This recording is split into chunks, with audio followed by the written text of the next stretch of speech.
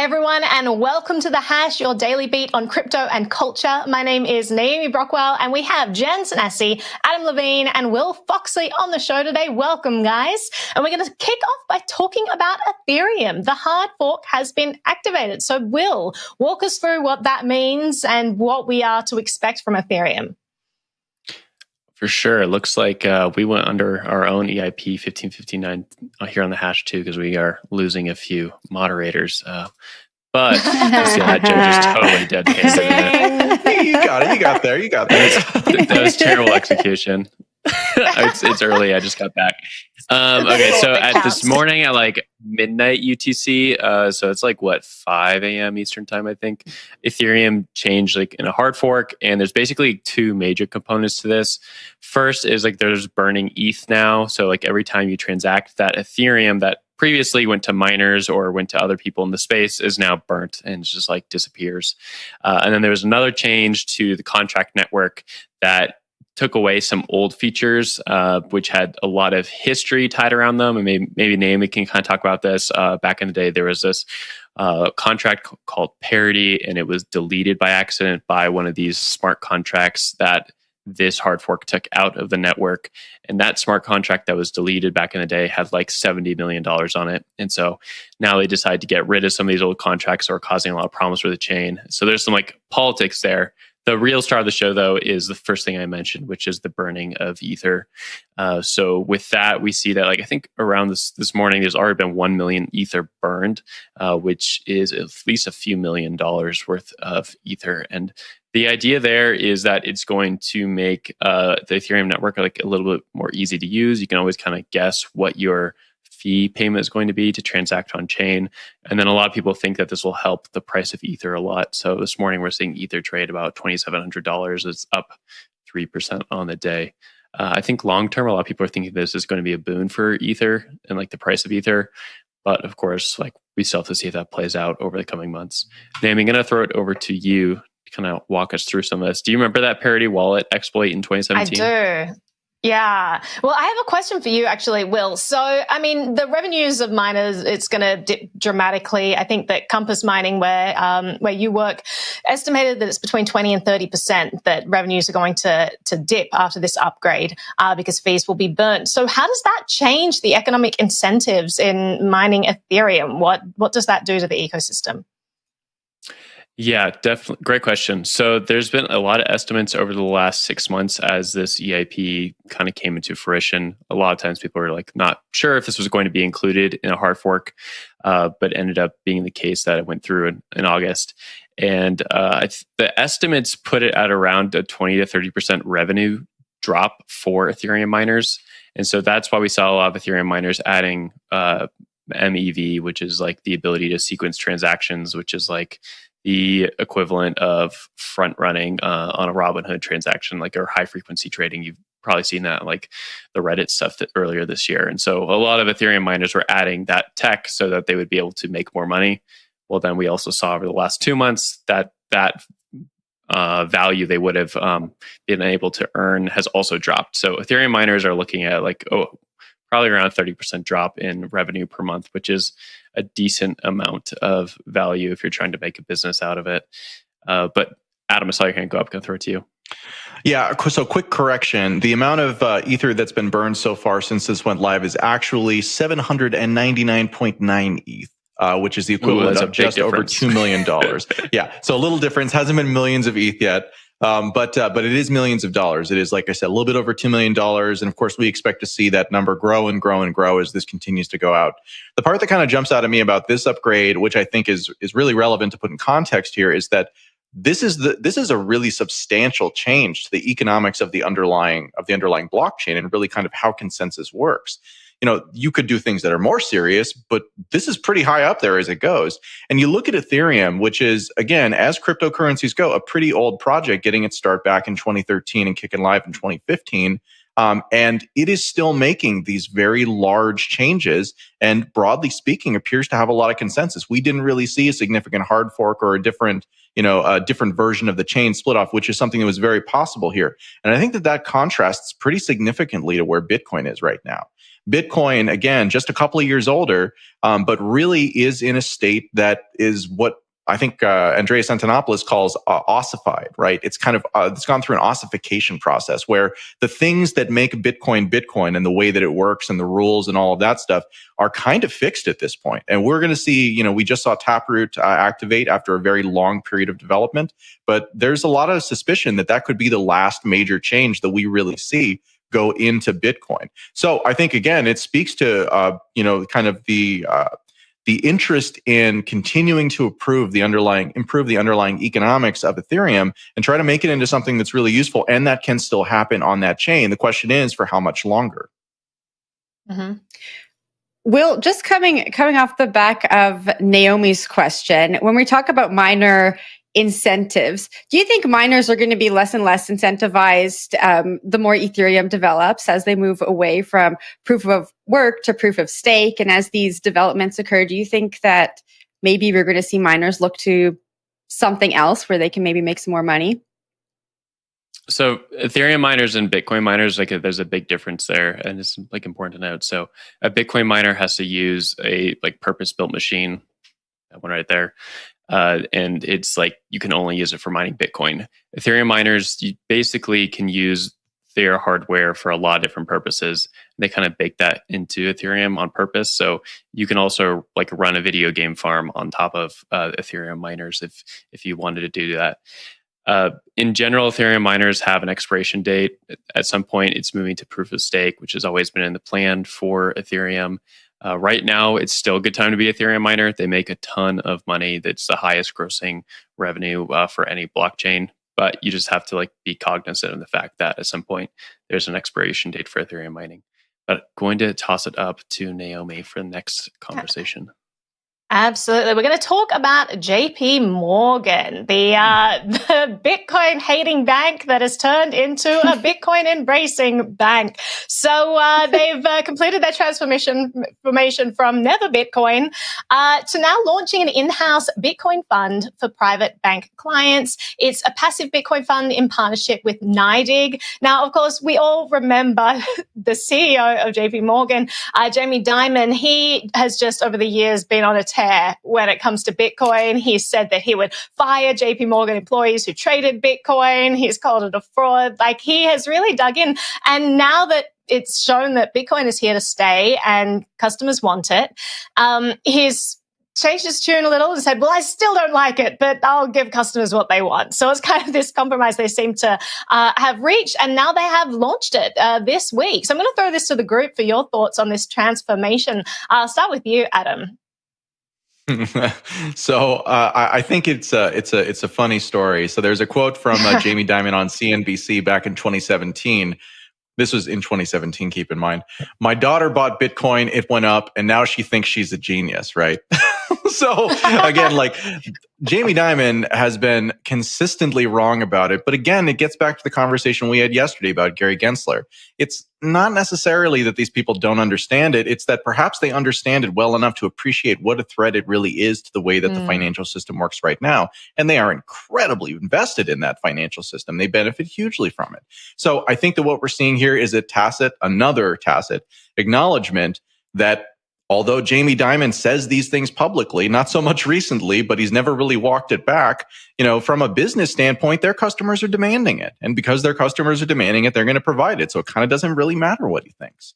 So I love stories like this. I love it when just the kind of hypocrisy gets brought to the surface around this stuff. And this is just another excellent example of that as far as I'm concerned.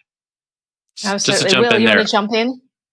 Yeah, to Adam, to your point, I think to some degree that matters, but to a whole other point, it doesn't, just because Jamie Dimon's a figurehead in the CEO there. He's still offering this to his clientele. So whatever his motivation for it, I think is more interesting here. Does he want his clientele to be able to have access to these products? There's a whole other lot of products that he could offer that have a similar risk profile to Bitcoin.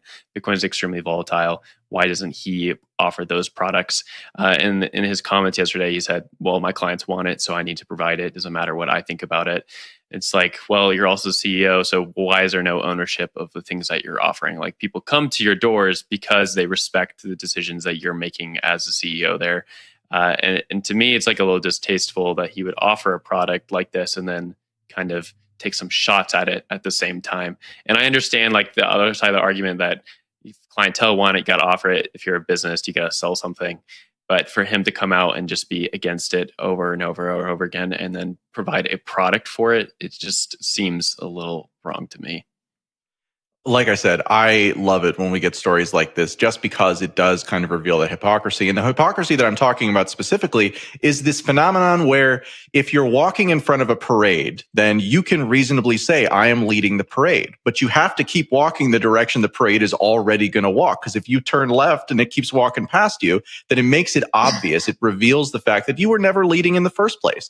The only thing that really happened is you figured out the trend first, got there, stood in the right place, and acted like you had something to do with it. And I think that that's exactly what's happening here, is they're acknowledging that if they continue to follow their leader, that the parade's going to walk by without them, and that it will reveal that JPMorgan, and many of these larger companies are not innovative thinkers finding the next big thing. Instead, they are sort of just the gatekeepers that have to maintain that illusion of control. Naomi. Yeah, I'll throw to Jen first, and then I have some further clarifications about how this is being rolled out. But Jen. Please. Yeah, I was just going to say what I liked about the story is there's still client demand, so much so that Jamie Dimon has to offer these products. And that's despite what's happening with regulation. That's despite what's happening with the climate narrative. That's despite the price going down. So it was I always take a positive thing away from these stories. That was my positive take from this story. You try so hard, Jen. I really do. Well, I wanted to mention that, this is only being rolled out to their private bank clients, right? And it begs the question, like, are the other people not worthy of this? Because they actually clarified. They said that this will be presented to clients as the safest and cheapest Bitcoin investment vehicle available on private markets. So why do only some people get access to it? If it's so safe and it's so cheap, like, why are they curtailing the choices of a bunch of their customers and only giving it to the wealthy clients? It's an interesting question there. And also I'm going to push back on the idea that this is the safest and cheapest investment vehicle available on the private markets. I mean, that's a ridiculous statement. And it also depends what your risk profile is. Do you see the bank itself as being a risk factor? A lot of people in crypto do, which is why they hold their own keys, which is why they have the actual asset of Bitcoin and don't go through these, complex investment vehicles where someone else has custody and you never actually see the underlying assets. So they're making a lot of statements here. They're talking a lot of talk, but at the end of the day, they're kind of rolling out this narrow product just to their wealthy clients, which is kind of interesting. But Adam, I'll throw it back to you for some final thoughts there. Well, I'll just say that as far as like why roll this out to wealthy clients or to their wealthiest clients versus doing something else, why position it as the safest and cheapest option versus something else? Well, because those are the most important clients to JPMorgan. So, I mean, of course, like they have to be competitive there. Otherwise, like that's the whole business effectively. But anyways, let's turn to a related topic. So Oscar Mayer, a unit of the food giant Kraft Heinz, finally got around to issuing a product that takes advantage of this year's massive Dogecoin hype. The longtime hot dog maker has put a limited edition pack of hot Doge Wieners that, quote, comes with the cash value of 10,000 Dogecoins for sale on eBay. The bid quickly reached more than $3,500, which would value the promotional package at more than $1,000 above the value of the Doge itself, but then disappeared from the auction site, with the company promising bidding would resume soon. So, Will, this isn't the first time that we've seen a big deal processed meat company tap into the Doge zeitgeist. Is this a jump the shark moment, you think, or a trend that we can expect to grow? I'm not going to double down on jokes this morning. I'm already 0 for 1.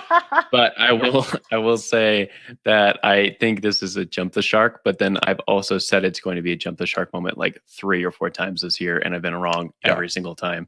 So it's probably just not going to go away. Sadly, there's always like that thing about brands getting on the ship way too late, but Doge just seems to have legs of its own and keeps going.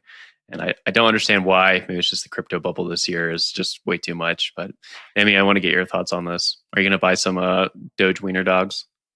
I'm not going to buy any Doge Wiener dogs. The name itself just kind Put of them like... on the wall behind you. Absolutely. I'll just stick them up there. They'll fester with time. It'll be great. No, I mean, they're long life meat. They're going to last for like centuries. So, I mean, it's kind of grosses me out to have like a hot Doge Wiener. Like, I don't know. It's just like very strange. Like the word hot dog, it's kind of like a really bad description of a food you're going to eat. I never really liked that. But, I think it's kind of cool how a lot of these brands are jumping on this zeitgeist. We love memes in this internet age, and we love iterating on these memes. And who's to say that massive companies can't iterate on them too? And so I kind of enjoy when they get on board, because it's always like a bit refreshing. You're so used to these giant companies being bureaucracies, and they have their standardized marketing team, and they know which direction they're going in. And so when they can kind of iterate quickly or pivot quickly or jump on something that's a moving trend, I always enjoy seeing that. I especially enjoy, like, you have these Twitter accounts of different companies that are so sassy, and you just don't expect it because you're so used to these companies being like, we're all about PR and professionalism, and we will answer your complaints. And then when you have like these Twitter profiles kind of sassing back at people, and I just really enjoy those interactions. So I kind of enjoyed this story. But Jen, I'll throw it to you for your thoughts on this. I think they way missed the bandwagon. Like, they missed the train. It left the station. They should have done this a long time ago. And it's not even that clever. Like, they make hot dogs. This should have happened months ago, I think. And the fact they could have done this easy too. And why is it on eBay? And why don't they have an NFT of it? I have a lot of questions for that marketing department. That's a good photo. Yeah, I like that. Why is it on eBay? Why didn't they do it through their website? Do it directly? Like, it's a little strange. It's a hot dog company. It's not a tech company. They're yeah. doing what they can. So, I mean, as to the delay, well, I mean, we don't know how long it took them to put together that packaging. That could have taken a couple of months. Exactly, or what they're made out of. They started this in 2015. It's really a hot dog. So the last thing that I'll say about this is that I think that for me, the most interesting part about this story is that, like, crypto is becoming a form of culture that stretches outside of crypto culture itself and into mainstream culture.